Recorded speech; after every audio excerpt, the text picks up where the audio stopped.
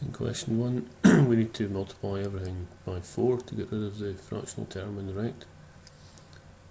So we do that, taking each term in turn. First one, 5 times 4 gives us 20 into the 2 plus x.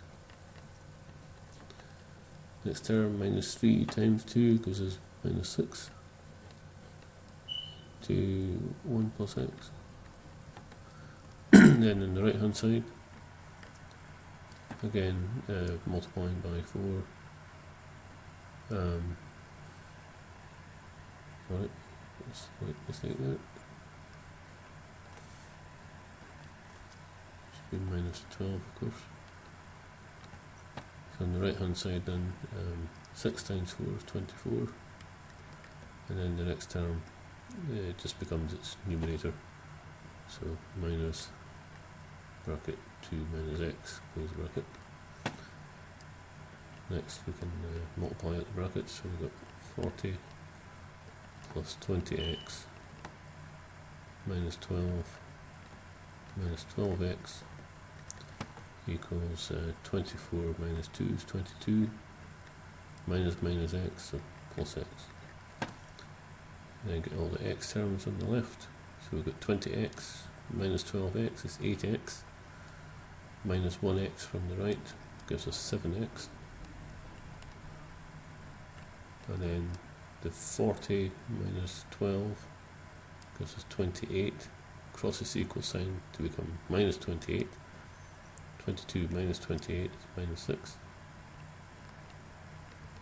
therefore x is equal to minus 6 upon 7.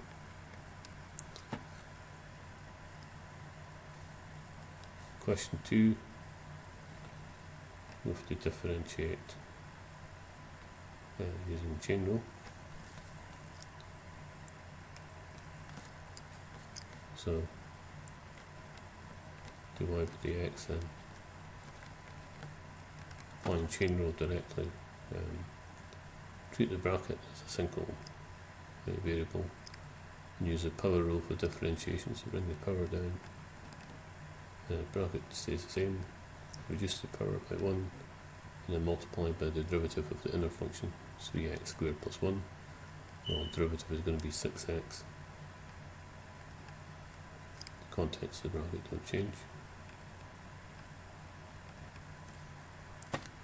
Or to put that a bit more formally,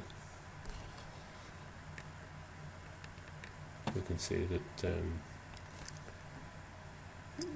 if we replace the bracket with v, then dy by dx would be dy by dv times dv by dx. So imagining the bracket is v, then y is equal to v to the power of 4, so dy by dv would be 4 times v cubed. dv by dx again is the derivative of the inner function, which would be 6x. So combine those together, we get 24x times v cubed. We'll replace v with the contents of the bracket, so we have 3x squared plus 1, and we see we're just going to get the same answer.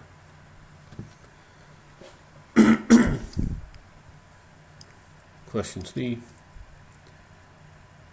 we have to use the quotient rule to find the derivative of the given equation.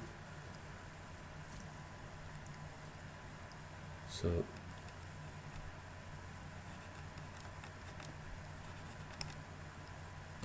remembering that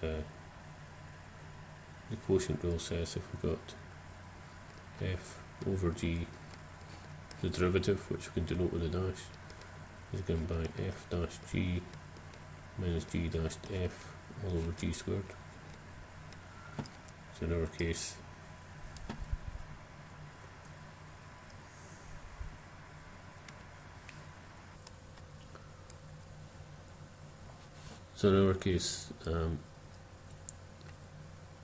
f dash derivative of the top function, which is 40t, derivative of that is 40, times g the bottom function.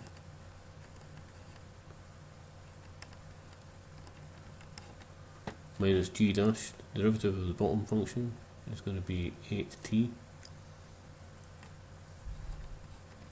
times the top function 40t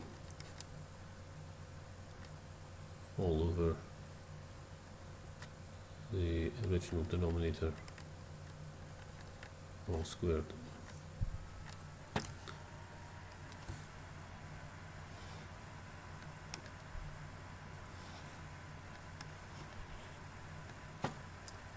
And then we can tidy it up a bit. Well, incidentally, the derivative of 6 rate of change of a constant is 0, so that's why the 6 didn't come into consideration there. So we have it should be 4t squared.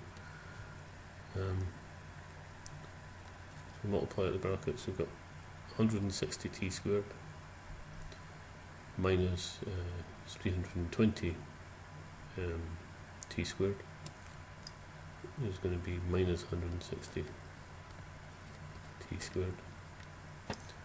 Then we've got 40 times 1 plus 40 all over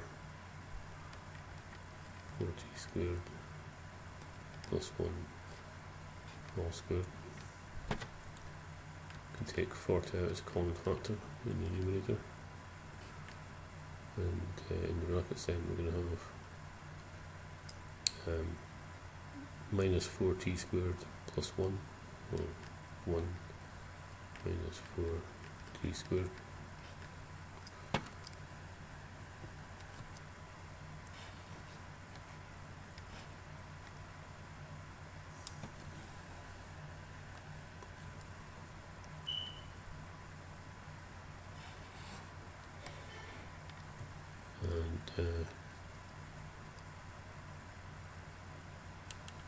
I think that's probably as far as we can take that one.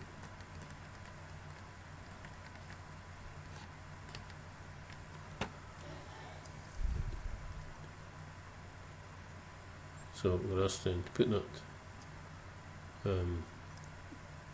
derivative equal to 0. Well, if we do that, we could just multiply each side by the denominator, and then that leaves us with the numerator being equal to 0, and then divide each side by 40, leaves us with 1 equals 4t squared, or t squared equals 1 over 4, in which case t is equal to, strictly speaking, plus or minus a half, but in fact we'll only use the positive half.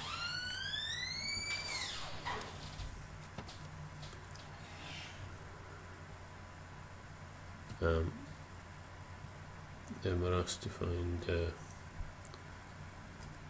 value, maximum value for temperature,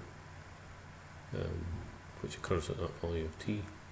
So we just replace small t with a half in the original equation to get T max equal to 6 plus 40 times a half over, sorry, that shouldn't extend so far,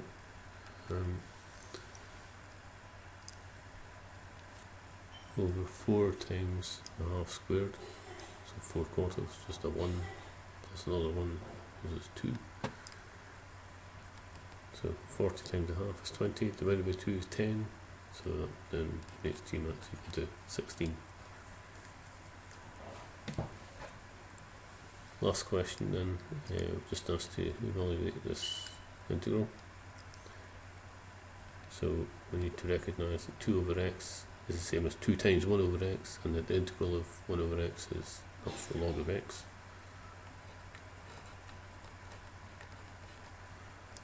And that the integral of e to the kx is just 1 over k e to the kx. In our case, k is minus 1, so the integral will be minus e to the minus x. Square brackets, and then limits on the right hand side. Apply those limits, place x with the upper limit 2, and we get 2 natural log of 2 minus e to the minus 2 for the upper limit. Subtract what we get when we replace x with the lower limit. We're going to get 2 natural log of 1. Natural log of 1 is 0, because which power of e gives us 1, the answer is 0. So we just have a term from the exponential. It's going to be minus e to the minus 1. And we can tidy that up a little bit, but we are asked to find the answer to 3 decimal places, so really use a calculator. But you can rewrite that slightly as this.